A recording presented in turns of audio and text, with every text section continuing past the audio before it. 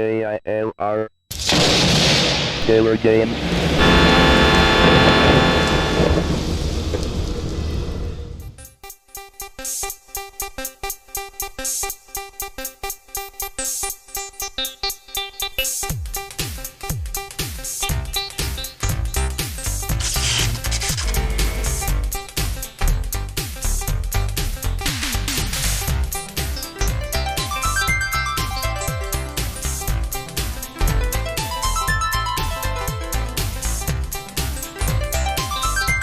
Hello gamers, simmers, and pilots. I am the Killer Gamer, and welcome to my tour around the world featuring Microsoft Flight Simulator 5.1.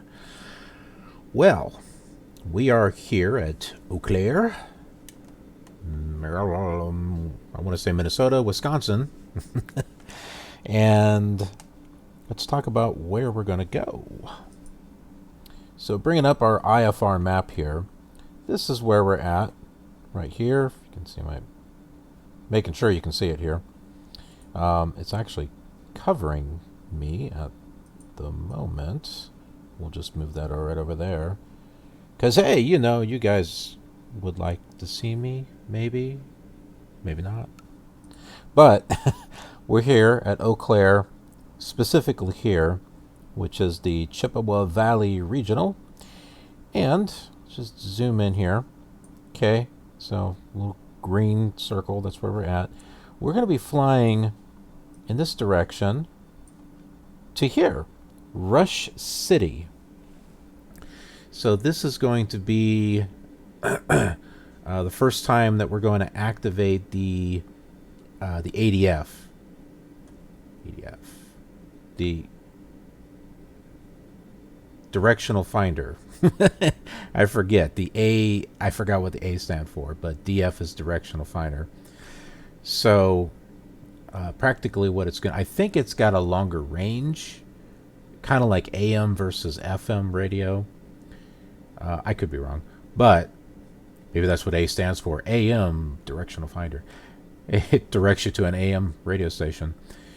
But anyway, it's going to have an arrow, which is going to point us in the direction of the ADF beacon. Now, this airport is something that I actually created with the object scenery designer, which... Okay, so I'm talking about this right here, the scenery and object designer. Poor box is a little crushed there. And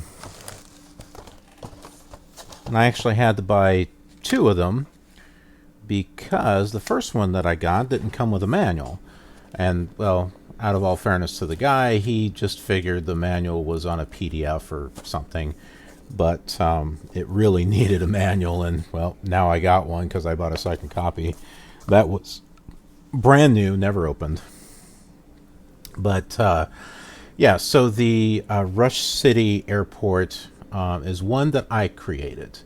And so this is going to actually have taxiways and a couple of buildings on there. In addition, I created the ADF. Or NDB. Sorry, NDB. ADF is the name of the instrument. NDB, non-directional beacon, is the name of what this thing here is called. This here and this here. It's an NDB. So yeah, I created the NDB, and then I just plopped the airport right on top of it.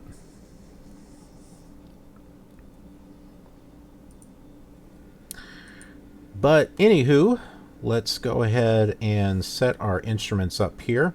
Now, in order to change this, we're going to have to go to Navcom, go to ADF, and click Activate. And we can change the ADF frequency here if we want, which I'll go ahead and do. It's 282. And there we go. So it looks like it's already working. it's pointing us in this direction, which is about 170, and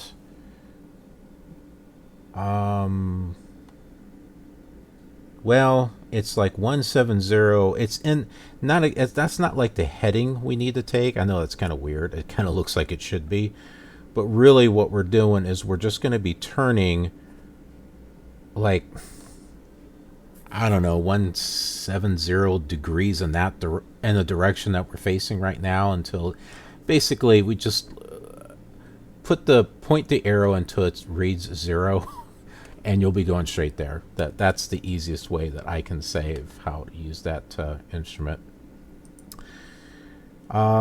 We are not going to go ahead and do the real ATC this time around. It would be nice just to have some nice quiet while we're flying, with the exception of me talking, because, hey, you know, my voice is better than ATC chatter.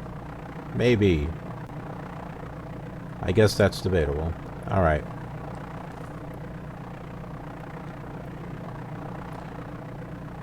Let's go ahead and move down the runway here. I'm going to turn on carb heat.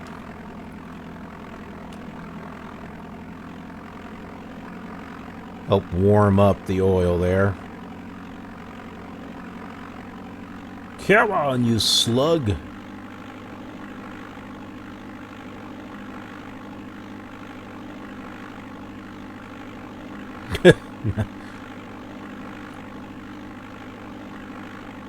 There we go. That's a little smoother.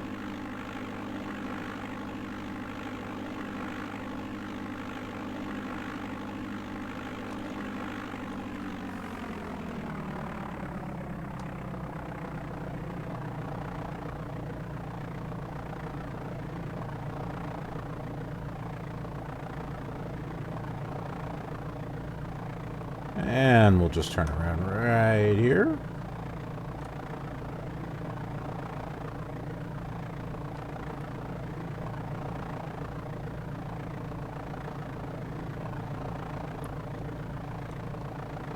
Boy, that engine sounds like it's going to die. Oh, that's because we have the carb heat on.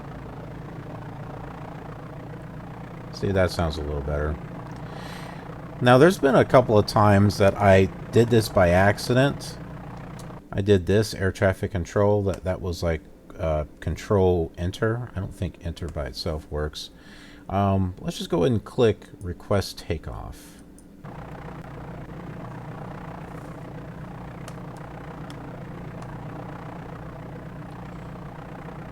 This has been carried over from Flight Simulator 4. Flight Simulator 3 has it.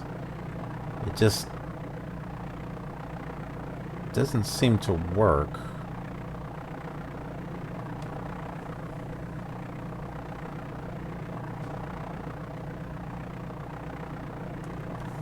Zero 0271. Now I know this is the case with Flight Simulator 4, but if you don't put your transponder on the right frequency, it won't say cleared the takeoff. It'll wait until you change it. And it also does not clear you for takeoff until you get to the runway.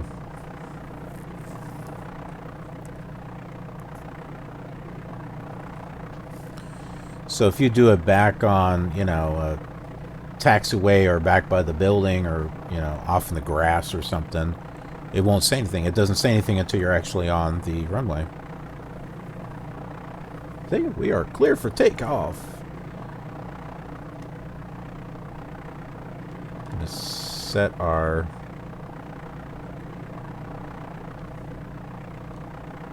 elevator trim here.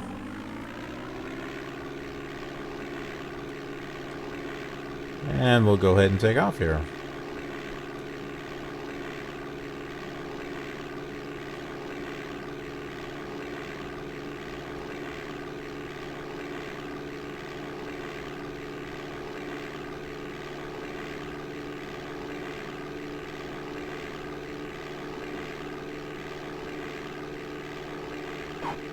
There we go, there we go! Up in the air we go.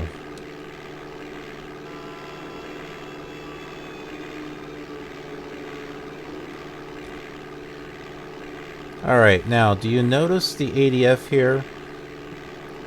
We're heading at 320, but obviously it's not pointing to 320. So, but it's close to 0. So all we need to do is turn in this direction. Just a little bit. Until it reads 0.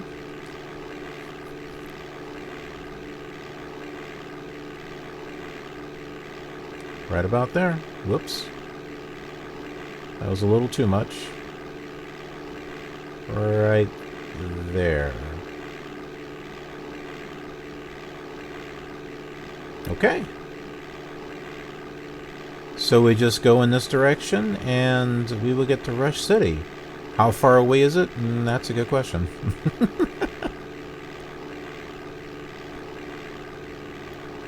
I'm going to bring the throttle down. Actually, I probably should bring the trim down a little bit. That'll help raise our speed.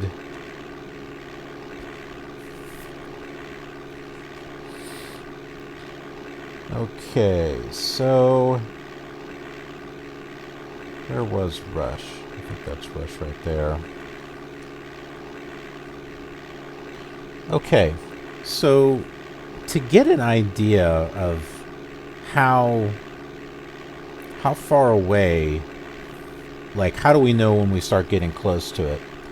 We can use an existing VOR radio, or VOR beacon, whatever you want to call it, and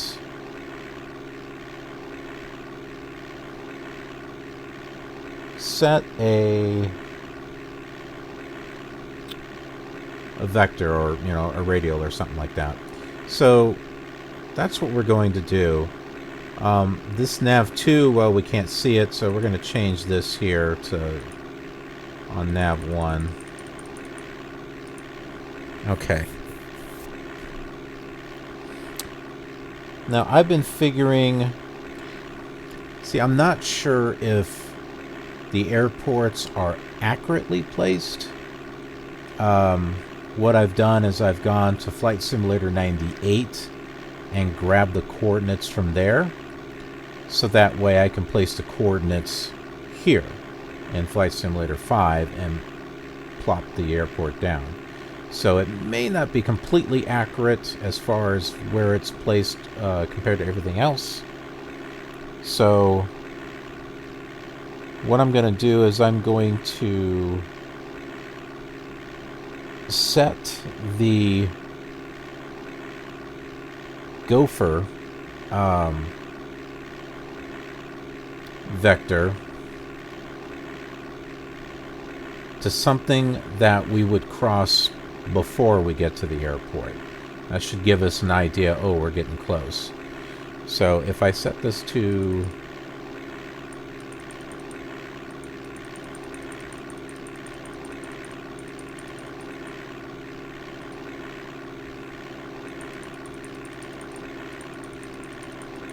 I didn't do that. We set it to 030. When as this needle is moving, that should be a good indication that we're getting closer.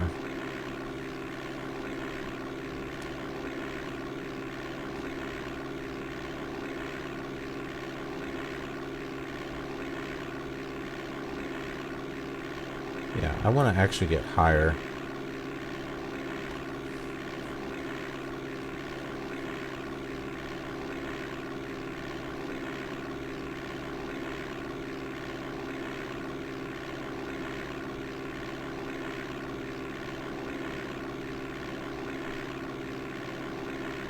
I think around 4,000 feet should be good.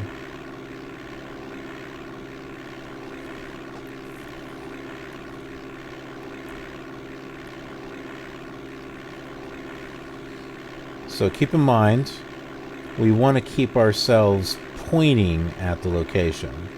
We're definitely not going to be able to line up at the airport with this. This is just pointing us in the direction of that NDB And the airport is on the NDB. So we'll just turn a little bit here until we straighten out there, and there we go.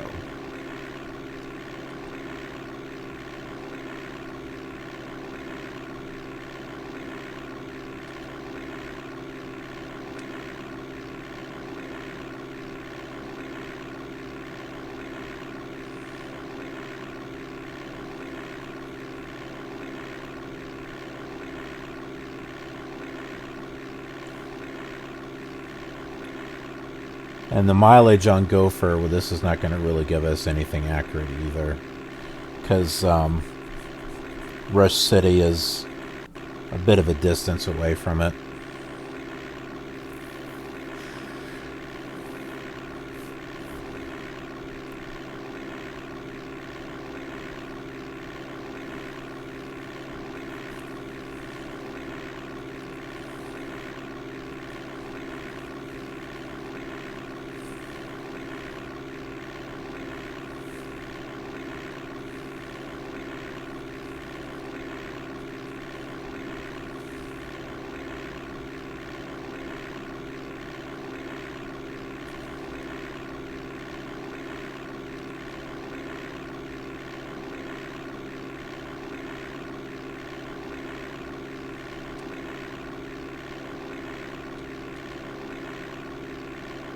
Adjusting my trim. See if I can achieve straight and level flight here.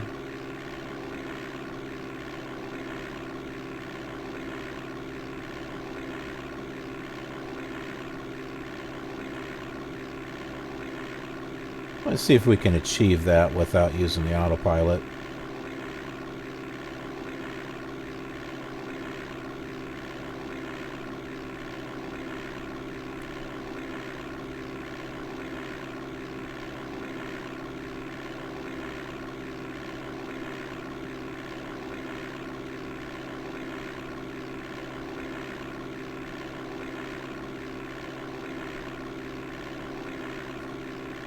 That's not too bad. It is going down a little bit, but it's not too bad. Oh, that's why I got a gap on my bookshelf. I forgot. I haven't put my strategy guide away here. Alright, so Flight Simulator 5 strategy guide. This tells you how to make the most points and beat the boss at the end. Alright. So we'll continue reading through this. So you want to be a pilot, do ya? Flight Simulator is already used by many schools as a basic training tool for students to learn the basics of aeronautics. I wonder if they're still using Flight Simulator 5. No, probably not. The U.S. Navy, in fact, has used Flight Simulator 4 for emergency situational training. Now they use Prepared, P3D. But up till now, the Federation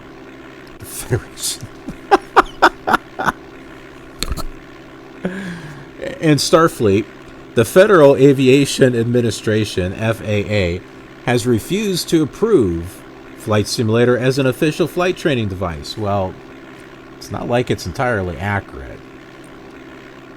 It's as real as it gets, not real enough for them. The FAA claimed that PC-based flight simulators did not have sufficient fidelity with an aircraft to ensure the development of psychomotor skills and sense of coordination that are necessary to control an aircraft solely by reference to instruments. They also expressed other reservations. A flight simulator was required to have a course plotter, a means of recording flight path. Prior to Flight Simulator 3, there was no means to record your flight path. Also, according to the FAA, prior to flying an aircraft, you are supposed to perform a control check, verifying that the flaps, elevators, airlines, and rudder are in working order. You can sort of do that with, let's say, like X-Plane. They have this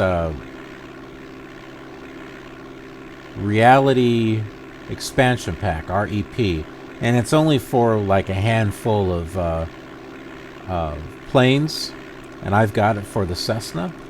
So you'll want to check that out on the X-Plane videos. I did recently change the aircraft, so I'm no longer using the stock Cessna, but it's fun. You have to go through checklist and walk around the aircraft, and it's kind of a neat little immersive thing. So you could not do those on Flight Simulator 2. With Flight Simulator 3, this problem was addressed by implementing an on-screen control position indicator that would be moved around as needed when using your whole screen as a scenery window. And you could now actually see the wing flaps, ailerons, rudder, and elevators move in response to yoke rudder movements that you made through an external view of your aircraft. There are various classes of pilot's licenses.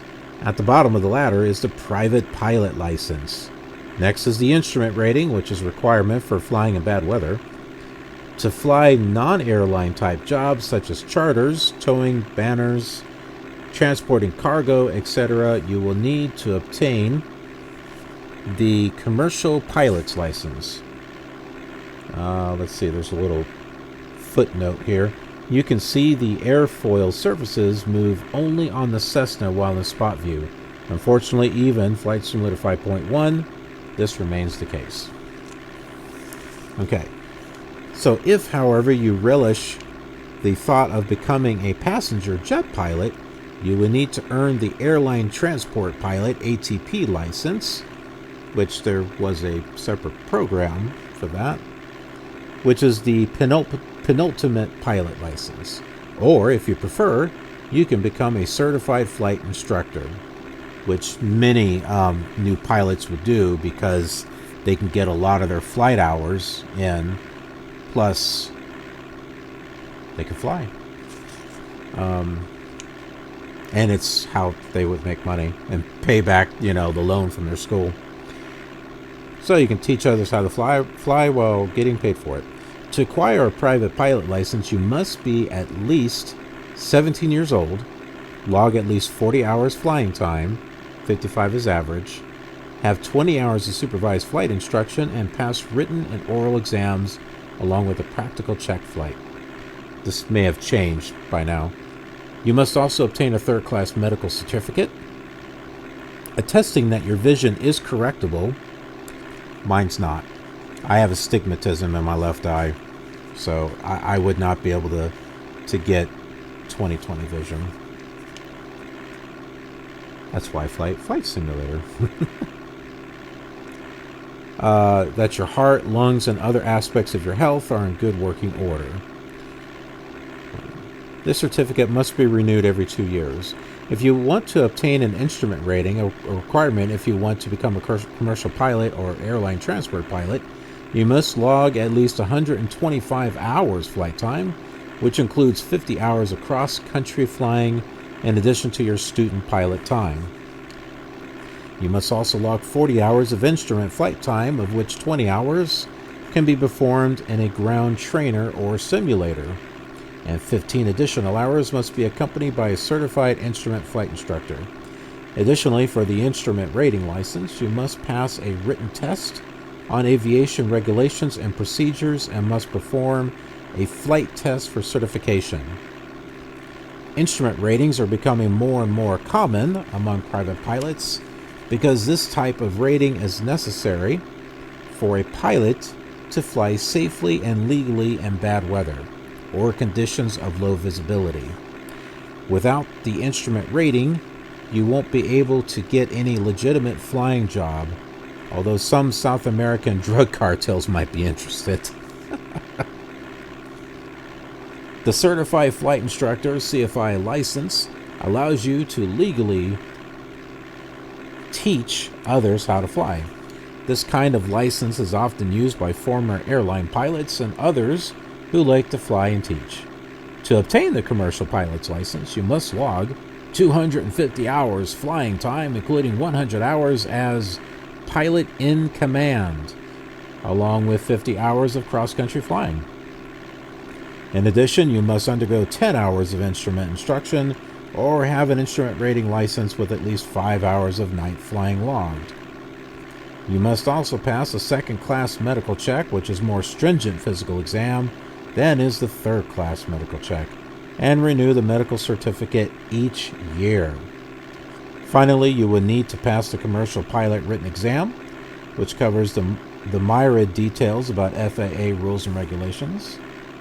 The Airline Transport Pilot ATP license requires that you be at least 23 years old, have the equivalent flying time that is required of the commercial license, and have an instrument rating license. Furthermore, you must obtain a first-class medical certificate, a rigorous physical exam, which is even more thorough than the second-class exam, and renew it every 6 months. And then there are the written tests on the airline rules, regulations, and the specific kind of plane being flown, including an oral exam and check ride for the aircraft in question. The typical total cost for the training that will qualify you for the ATP license can easily exceed $20,000 over 2 years. I'm sure it's a lot more now. But for most people, it takes 3 years and more than $30,000 of schooling and training before they are able to qualify for an entry-level airline job. And usually, such beginning jobs would entail flying small commuter planes for regional carriers. After all this, are you still interested? No, great. That's why you have a flight simulator. Anyway, this book is designed to explain to you some of the finer points of Flight Simulator 5.1 as a supplementary companion guide. It is not designed to replace the Microsoft manual. It might as well. It's not. This is more detailed. But to offer you insights and practical advice on how to fly the different kinds of airplanes offered in the simulation.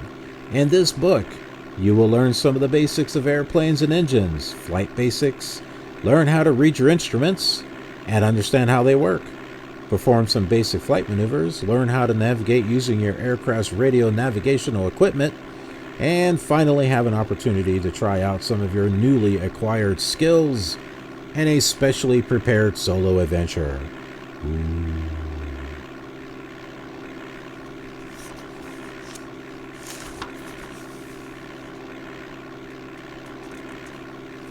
All right. The next part is how is the book organized? It's organized into 4 parts. And that, folks, we will get to at another time.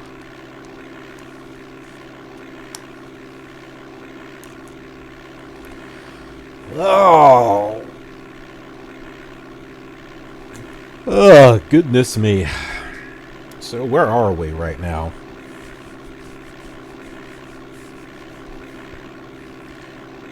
We can get somewhat of an idea just by changing this.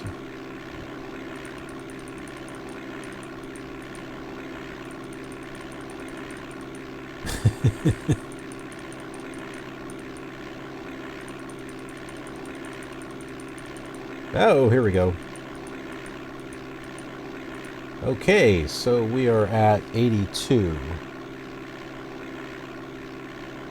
Yeah. Well, we still got a ways to go.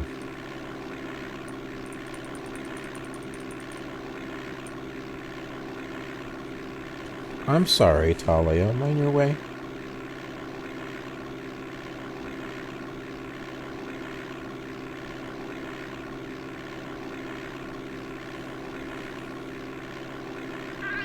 No. Oh my.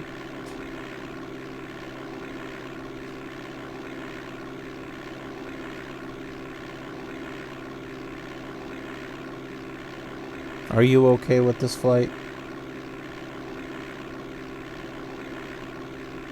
We're flying to Rush City.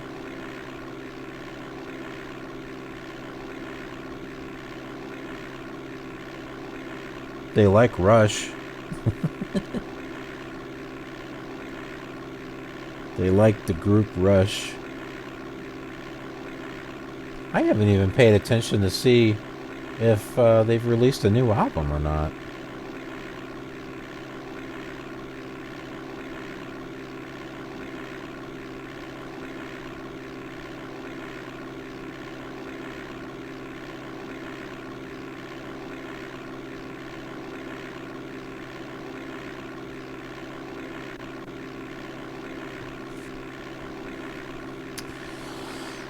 Oh, well, what do we got here? I don't want to bore you to death of just Flight Simulator 5 stuff. So how about we read some more fascinating facts from around the world? I've been going through this book on the various flight simulators, so you'll have to watch the other simulators if you want to catch some other interesting facts. Why did the Irish believe there was gold at the end of the rainbow? Well, they didn't. It was all a big misunderstanding. Rainbows are formed when light hits droplets of rain. Each droplet acts like a prism, splitting the light into different colors, each of which is bent at a slightly different angle. That's what forms a rainbow, because the light source, the sun, is a circle. And because light travels in a straight line, the rainbow is a circle as well. In order for the sun's rays to refract, so we can see them, the sun has to be within 42 degrees of the horizon, either rising or setting. That's relatively low, which means we can never see the full circle of a rainbow. That's a shame. Just the top part of the arc. There's been few times where I've actually been able to see like the whole arc, but usually you only see kind of like part of it. As far back as the 17th century, the Irish understood this, and they were fond of saying that one was as likely to find a pot of gold as to find the end of a rainbow. The expression somehow changed and became a part of their fairy mythology. Why does Swiss cheese have holes? It doesn't. It has eyes. Call them holes in Switzerland and you'll be laughed out of the cheese shop. Swiss cheese has eyes because of microorganisms which act on the cheese while it is aging or fermenting. These harmless organisms produce gases, which literally explode from the cheese, creating the eyes. Well, that just sounds appetizing. This doesn't happen with other kinds of cheese because the cheesemakers use the yeast, molds, and bacteria in different proportions for different lengths of time and under different conditions. Though Swiss cheese can be produced anywhere, the organisms and ingredients found in the mountains of Switzerland still produce the best cheese. And that's the truth. The whole truth. Har, har, har, har. Did curiosity ever kill a cat? Not the kind of cat you're probably thinking of, anyway. My Sheba. Or Talia. She had a sister named Sheba. Nearly identical, with the exception of a little bit of white on her tummy. Unfortunately, she passed away almost 3 years ago. But her sister is still alive. Her sister is going to be turning 18. The expression, curiosity killed the cat, doesn't actually refer to a feline. First used in the 18th century, the expression refers to local gossips who poke, pry, and backbite like cats. If they gossip too much or ask too many questions, they'll be friendless or killed, in a manner of speaking. The phrase was a takeoff of "Care will kill a cat," which appeared in George Wither's 17th century poem Christmas. Wither believed that a cat who is not curious will lose her 9 lives to boredom.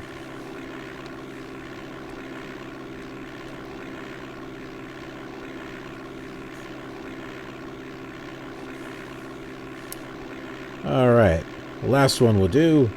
What do the dog days of summer have to do with dogs? Nothing. Many people think the hot, heavy days of summer got their name from the fact that the heat is so intense that dogs just lie around panting. Dogs may very well do that, but the dog days aren't named for them.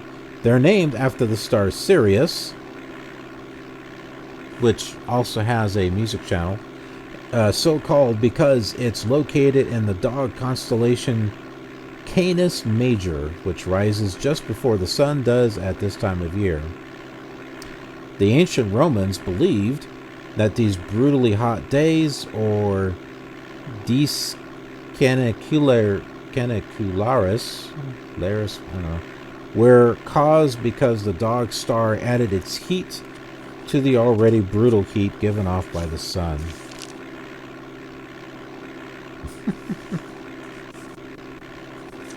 Well, the next one is actually the title of the book. Why do cowboys wear high heels? And it's got a very lovely picture of a cowboy's rear end because, you know, that's something that we all want to see, apparently. Sorry, Talia. Just kind of putting the book off to the side there.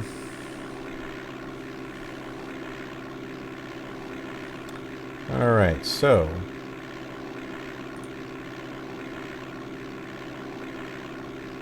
where are we sitting?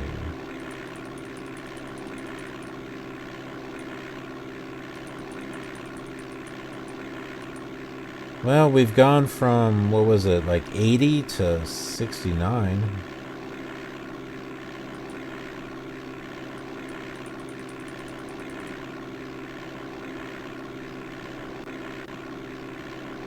So if this is 59 and it's moving,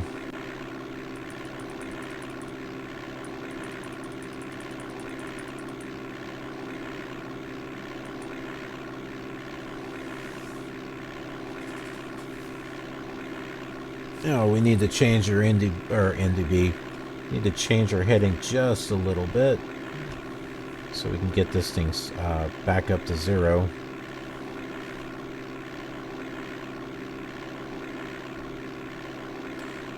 See, the ADF is giving you degrees in relation to your aircraft. So 0 is straight ahead. There we go. Come on. Saddle up. Sound like I said saddle up. Center up.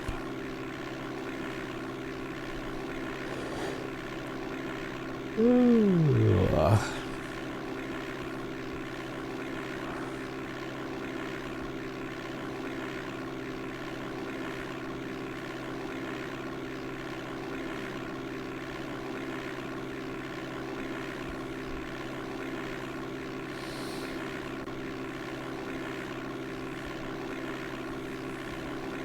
Oh, massaging my neck.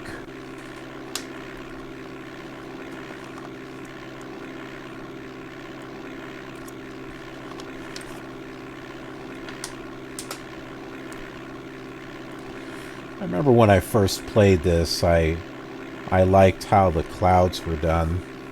Yeah, they're flat, but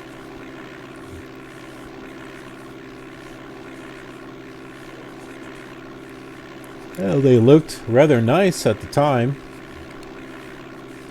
It was better than just, you know, a gray sky, or with Flight Simulator 3, there were cloud bubbles. And Flight Simulator 4 were these discs.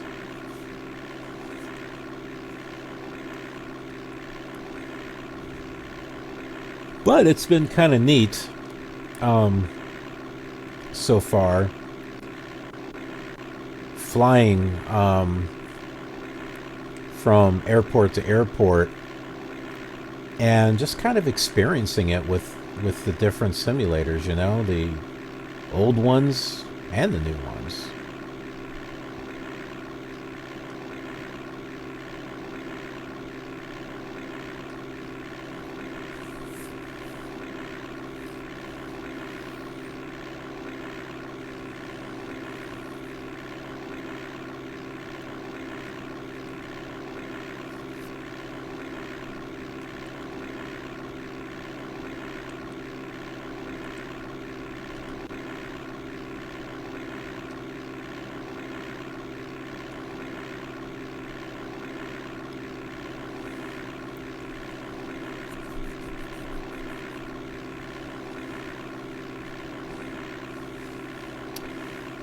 Now, by default, there is no scenery in this area. There's a couple of airports, but other than that, like the road that you see right here, that's not normally there. Neither are these patches of snow. I assume that's snow.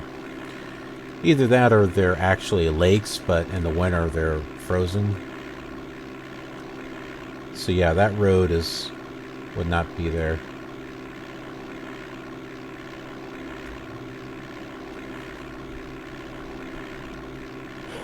Ooh.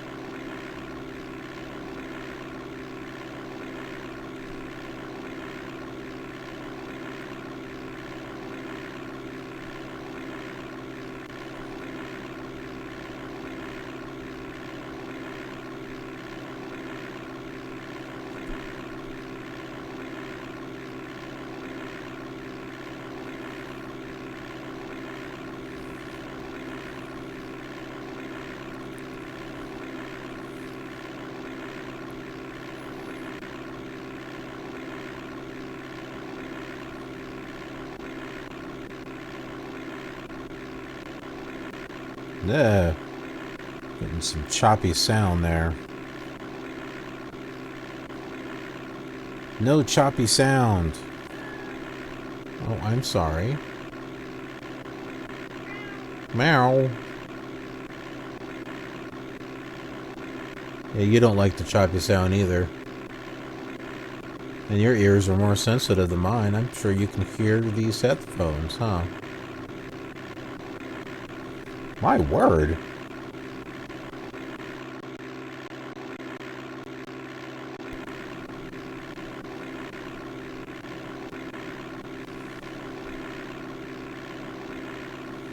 That was weird.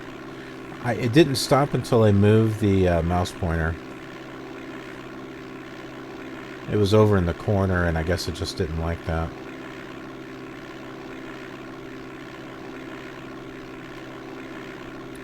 We do have what looks like to be a river over here.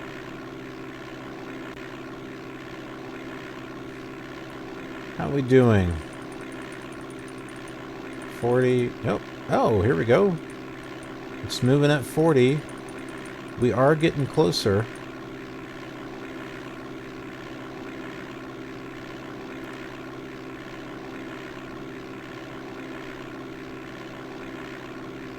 And I think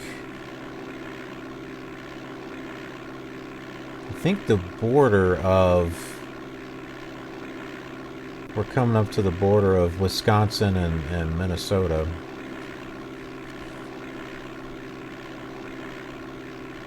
Of course, the Mississippi would actually divide the two, but...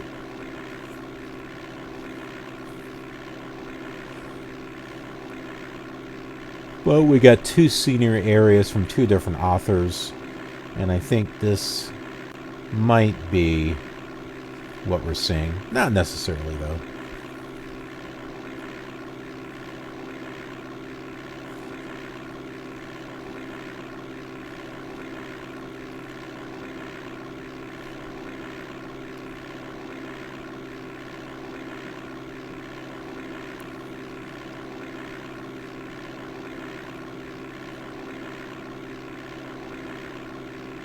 We got some really good level flight going here without the autopilot. I like it when it works out that way. Whoops. Gotta change our heading a little bit more.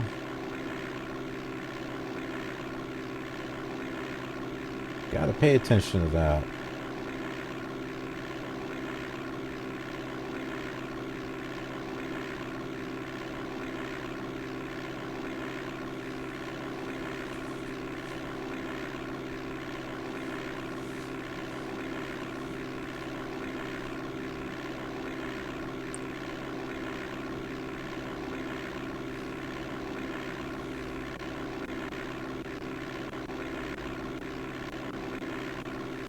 it's doing that thing again. Stop. Stop! I think that needle just moved.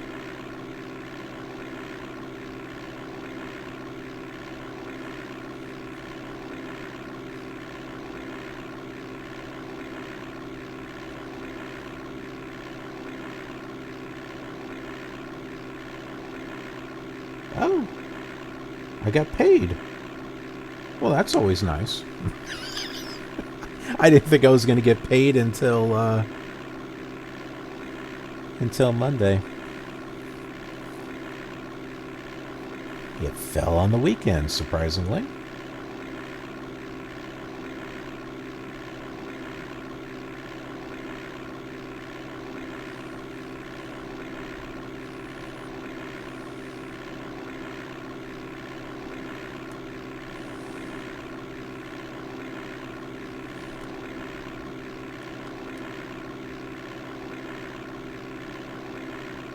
You know, something I did do is I compared the placement of my airport with the scenery that another author had placed. I mean, the airport was not created by the author who did Minnesota, but I compared, when I placed it, I compared my coordinates with the roads and stuff that are around the area, and it looked like it was pretty much in the right spot, or close to it.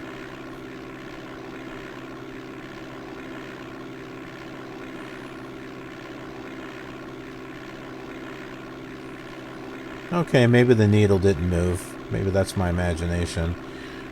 We're still having to change our heading, though, which has got me wondering if the airport's off in that. Because we keep having to change it, so I think we're getting close.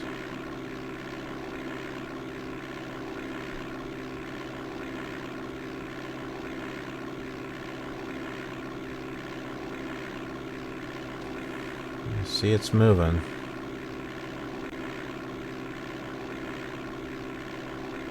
There's something right up here. See that white?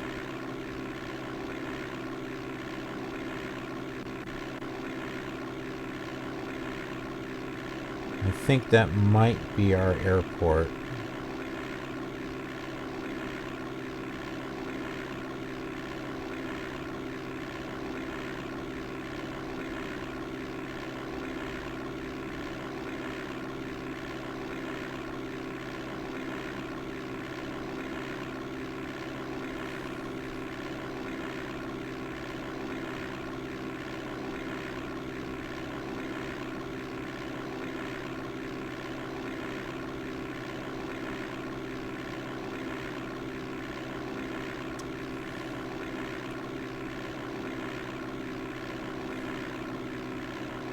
Let's go ahead and lower our altitude.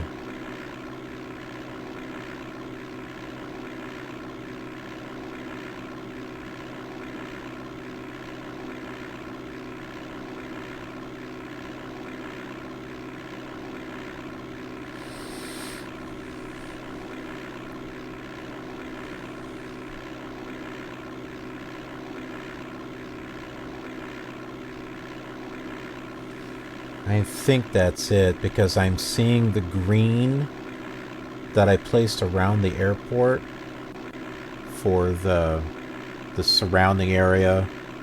I mean, you don't have to have that, but it helps distinguish the runway a little easier, especially with the texture that's going on here. And yeah, I see the airport, so let's go ahead and let's get ready, because I see the runway. It's right there. See it?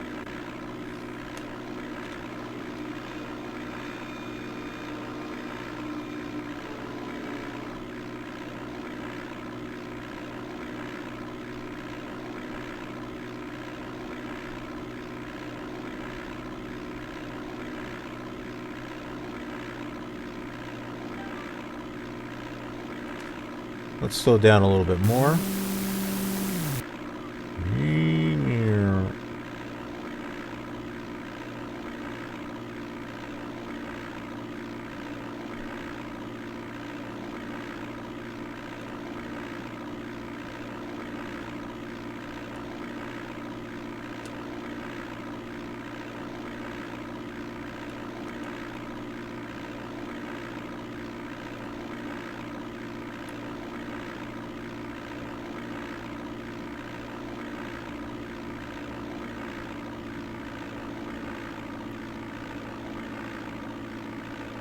You can see the end of the runway, or the start of the runway, I should say.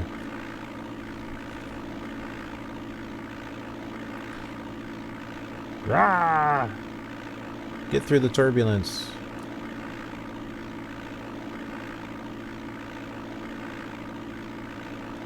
And I did place a fueling hanger in here. So we'll be able to fill up here because we're not quite at halfway, but we're getting there.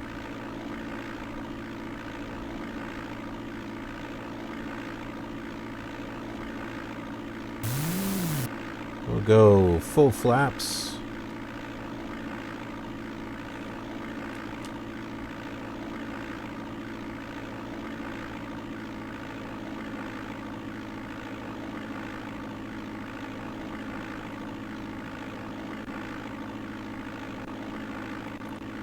I probably should have looked up the...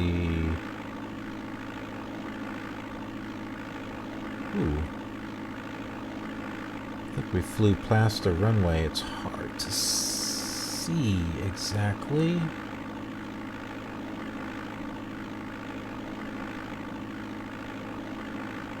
It does look like we're getting awfully close to the ground, though.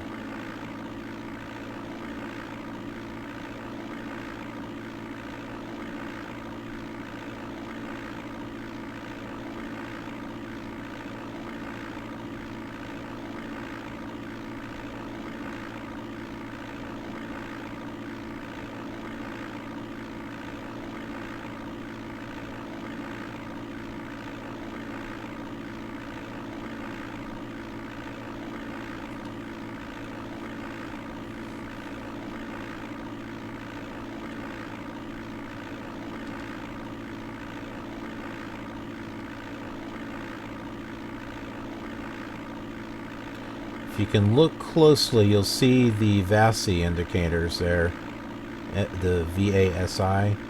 We got red and white, so we're doing good. Oh, I see it now. What I'm trying to line up there for a moment was the taxiway. Okay, we got it. We are on course here.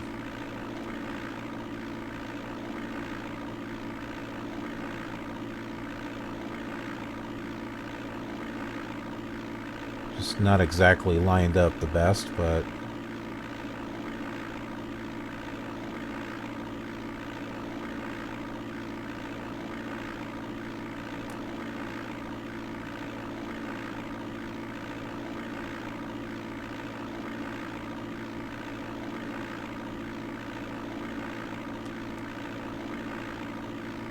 too low.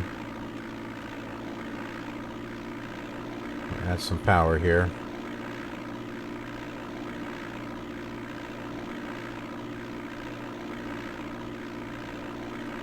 Add a little bit more power.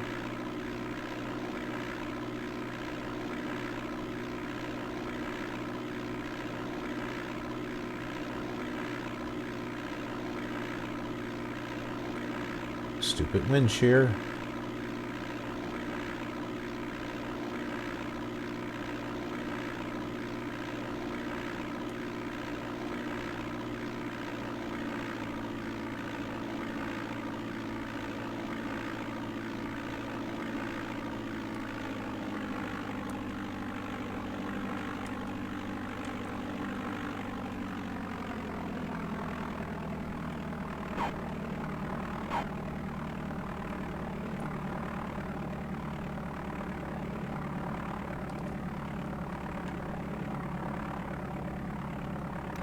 And I believe I have a turn off here on the taxiway. Coming up.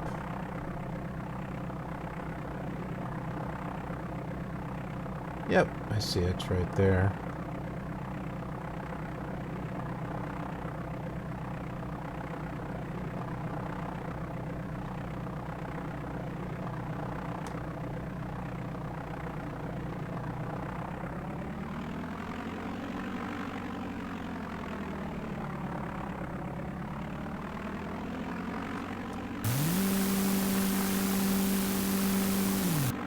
Now this is just a gray polygon shape, so it thinks you're on the ground or not on pavement, so that's why it's doing what it's doing.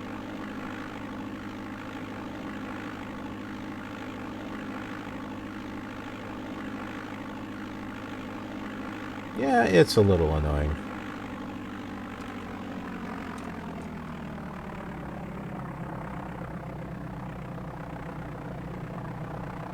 There we go.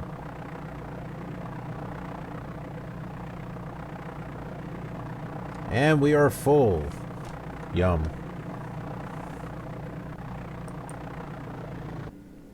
Alright, we are turned off there. Alright, so what I'd like to go ahead and do here is just compare what I've done with this airport with the actual real airport of Rush City. Okay. So here is the actual airport that we're looking at here. I'm going to move this here so I can see it a little better. So one runway, and you've got the taxiways coming in here. You got this little area here that comes comes out. You can kind of turn around, or maybe you're waiting for another plane to go by, whatever. There is what looks like a hangar right there, and there's some other buildings too, plus another one of those side things here. So now let's go ahead and go with what's in Flight Simulator here. So you can see I've got the runway here, and I've got taxiway, a ramp there and a ramp there, and I got the little turnoffs here, both at the end. Now I did not add all of those buildings. There's a lot that I needed to do with this whole area, so I didn't want to sit there and spend an abundance of time trying to make it picture perfect. But on the same time, I didn't want to just drop in a runway and, call it good. But so I placed one building and a fuel hangar to kind of represent that one hangar that we saw. So again, here's the airport. And there is the real one right there. So, yeah. This is the inspiration that I used for the fuel hangar. And then I just put one building to kind of place right here. And plus, as we were going around, this was one of the first airports that I created separately. So, as we move forward, I add a little bit more. So there's like 4 other airports that I needed to create that were not done by the author in this area. But anyway, that's all I got for you. Appreciate you joining me on this flight, and hope you'll check this out on the other simulators. And other than that, we'll be flying again soon to our next destination. And if you had fun watching this flight, then you might enjoy watching the same flight on one of these other simulators. It's a great way to compare the difference between them, but it's also a nice way to relive some old memories, or make some new ones. Thanks for watching, and I'll see you around in the wild blue yonder.